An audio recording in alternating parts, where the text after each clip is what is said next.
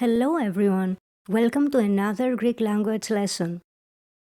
In the previous lesson you learned the articles and how they are related to the grammatical genders, masculine, feminine and neuter. As a reminder, the definite article is o ή το for each of the grammatical genders and the indefinite article ένας μία ένα for each of the grammatical genders. In this lesson, I would like to discuss the grammatical gender in more detail. I will not be reading the articles to avoid repetition. If you have completed the first 3 lessons, you should be able to read Greek with these. If you can't, some revision will help.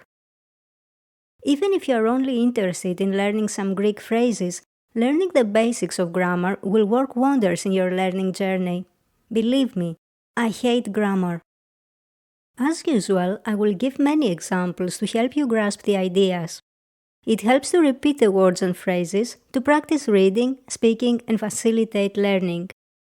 Some slides include additional tips and information in a smaller font. Don't forget to read these as they can help you understand things better. Let's begin. The grammatical gender does not always match the physical gender, but it usually does for animate nouns. Some examples. Πατέρας, μητέρα, Γιός, κόρη. Nouns describing animate beings can also be of neuter gender. For example, παιδί, κορίτσι, αγόρι, ζώο. The animals that are important to humans usually have words for the male and the female, and even words in the neuter gender. For example, γάτος, γάτα, γατί,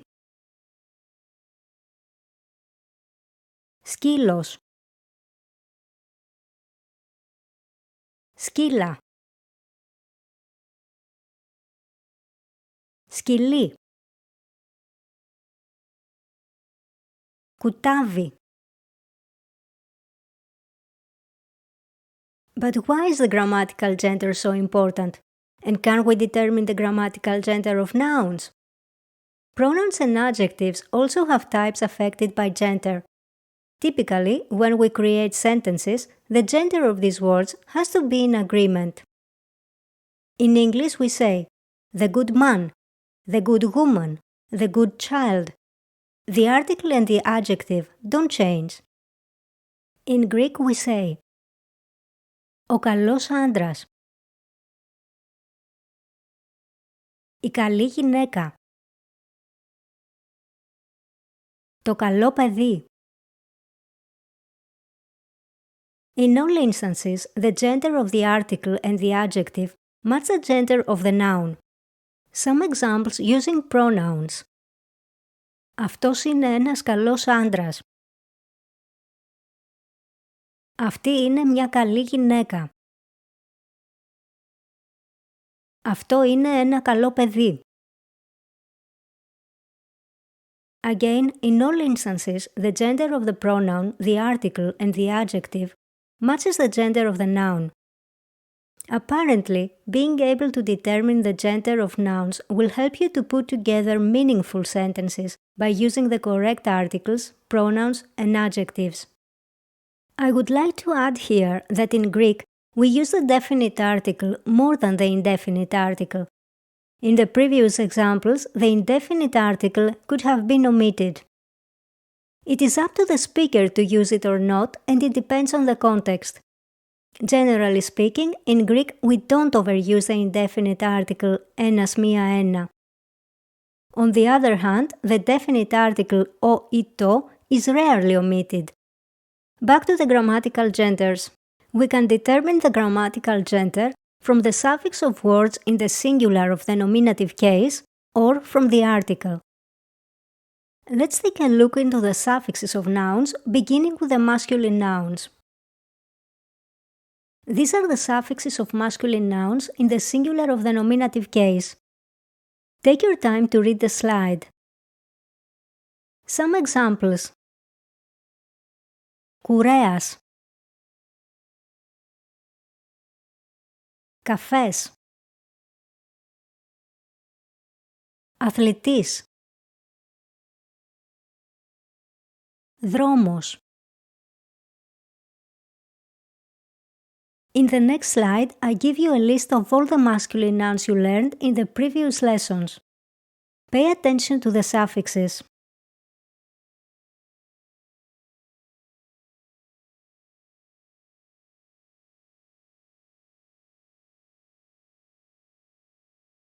These are the suffixes of feminine nouns in the singular of the nominative case.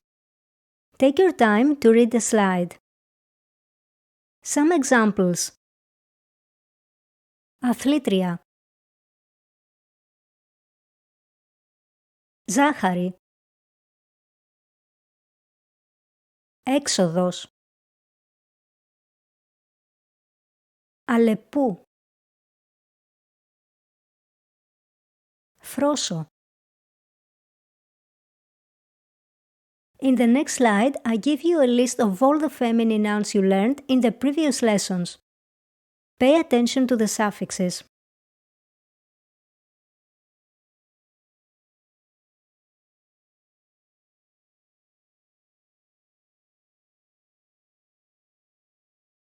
And finally, these are the suffixes of neuter nouns in the singular of the nominative case. Take your time to read the slide. Some examples. Βουνό, νησί, νέφος, κύμα, κρέας, καθεστώς, τρέξιμο. In the next slide, I give you a list of all the neuter nouns you learned in the previous lessons. Pay attention to the suffixes.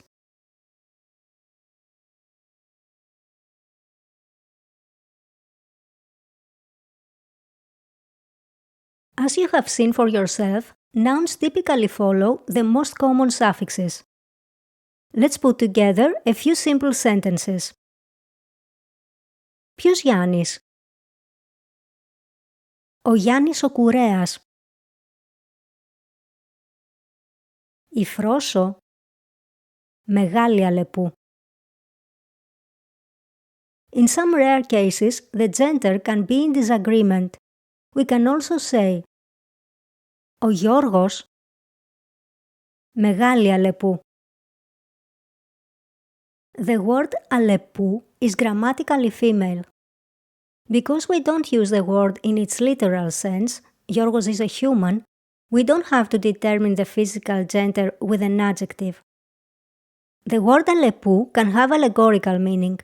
It means a cunning person and it can be used both for females and males. The words Γιός and Υιός have the same meaning. They both mean son. In casual speech, we use the word Γιός. Υιός is an ancient Greek word and it is used in very specific cases and mostly in a biblical context. For example, Ιησούς Χριστός, ο Υιός του Θεού. Ο άσωτος Υιός. Or in business trading names, Γιάννης Αγάνης και Υιός. In a future lesson, I will discuss the suffixes of adjectives. That was enough grammar for today. In the next slide, I include a summary of the suffixes of nouns.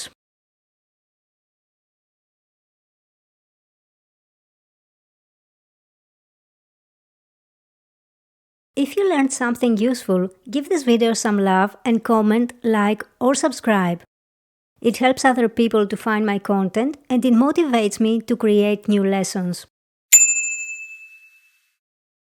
Thanks for watching and see you next time.